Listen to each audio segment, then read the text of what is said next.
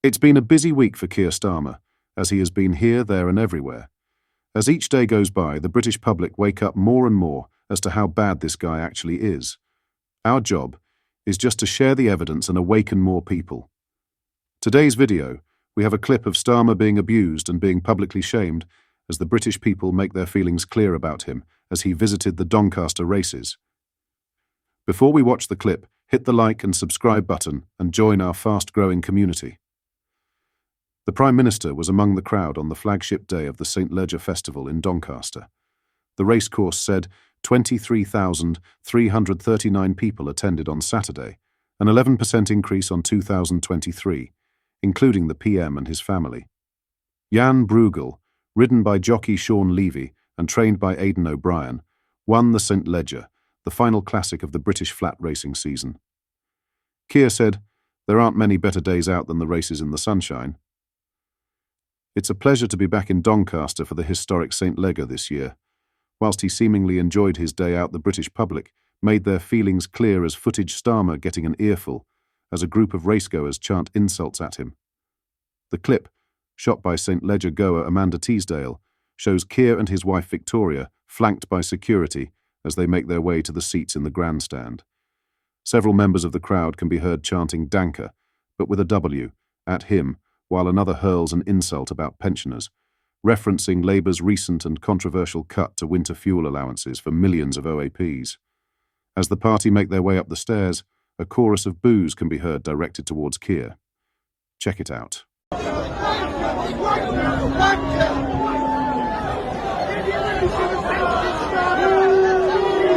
What are your thoughts on this? Let me know in the comments below. Drivers who have been wrongly slapped with ULEZ fines after driving past vandalised cameras are set to have their charges annulled, Transport for London has said. After a spate of vigilante attacks on the cameras swept the capital earlier this year, things look to have died down. But in another protest at the controversial Clean Air scheme, a pair of cameras in Chingford in northeast London had been twisted around and ended up facing roads outside the ULEZ's remit. As a result, non-compliant vehicles were being wrongfully charged £12.50 a day, sparking uproar from those affected. Conservative London Assembly member Emma Best said that dozens of residents had reached out to her after being fined. Best drew attention to locals' inability to appeal the false fines and issued a scathing attack on TfL's charging systems, labelling the situation absolutely ridiculous. She said, TfL have continually shown that they have completely lost control of the administration of fees and fines and are not even able to correctly identify the zone. Dozens of residents contacted me after being fined for driving outside the zone and subsequently having their appeals rejected by TfL. For those with auto-pay, they have discovered there is no way to challenge a charge on their account. It's absolutely ridiculous. The auto-pay system has caught Londoners out before. In one case, earlier this year, one driver from Richmond in the capital's southwest found himself in thousands of pounds of debt after a string of fines started piling up unbeknownst to him.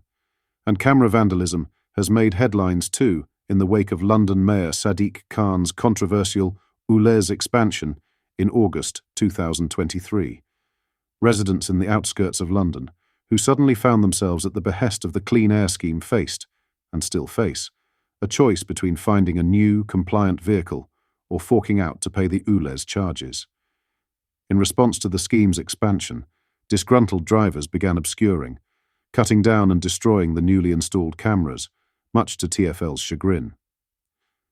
In response to the uproar in Chingford, a TfL spokesman said, "We are aware that some cameras at the ULEZ boundary in Chingford became misaligned through acts of vandalism to point outside the boundary. The cameras have since been fixed and realigned, and any penalty charges issued incorrectly during this short period will be cancelled.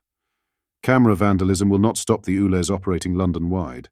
All vandalised cameras are repaired or replaced as soon as possible." Pensioners are speaking out against the new Labour government's decision to means test the winter fuel payment from this year. Older households will now need to claim pension credit from the Department for Work and Pensions, DWP, to access up to £300 in energy bill support, in a move that is predicted to impact 10 million elderly Britons.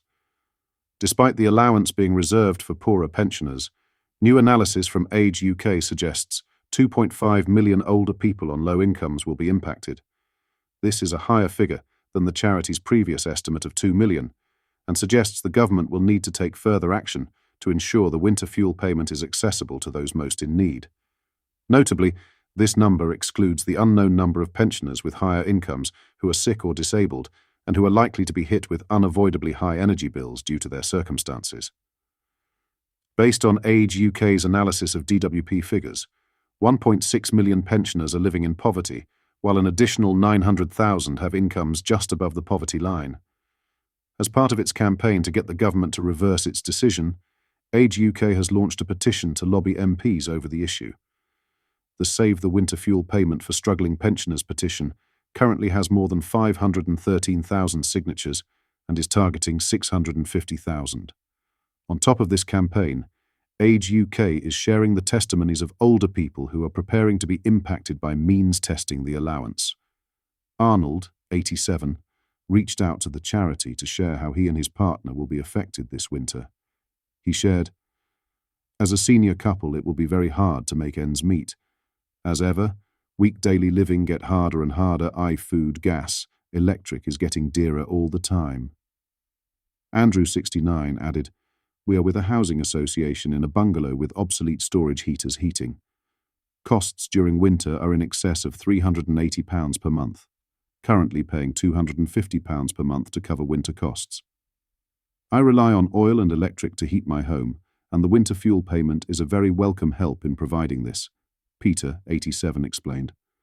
"I am 87, and partner 81 are losing £600 this year. This a huge loss for those of us who claim no other benefits." Catherine, 62, broke down how axing the energy bill support will hurt her in role as an unpaid carer for her 92-year-old mother. She said, "Our energy bills are high because I have to have heating on a lot during the cold weather because of Mum. Up to now, we have both received winter fuel payment, which has helped enormously during the winter months. It will mean we have to have a very lean Christmas if this is removed from us." A government spokesperson said, "Our focus is on ensuring that those who should be claiming this support are receiving it alongside the wider support for vulnerable households, including the Warm Homes discount, worth £150, and Household Support Fund to help people with the cost of living and energy bills. Over 1 million pensioners will continue to receive winter fuel payments, and through our commitment to protect the triple lock, those on the full new state pension will receive an extra £400, twice the average winter fuel payment. What are your thoughts on what we discussed in today's video?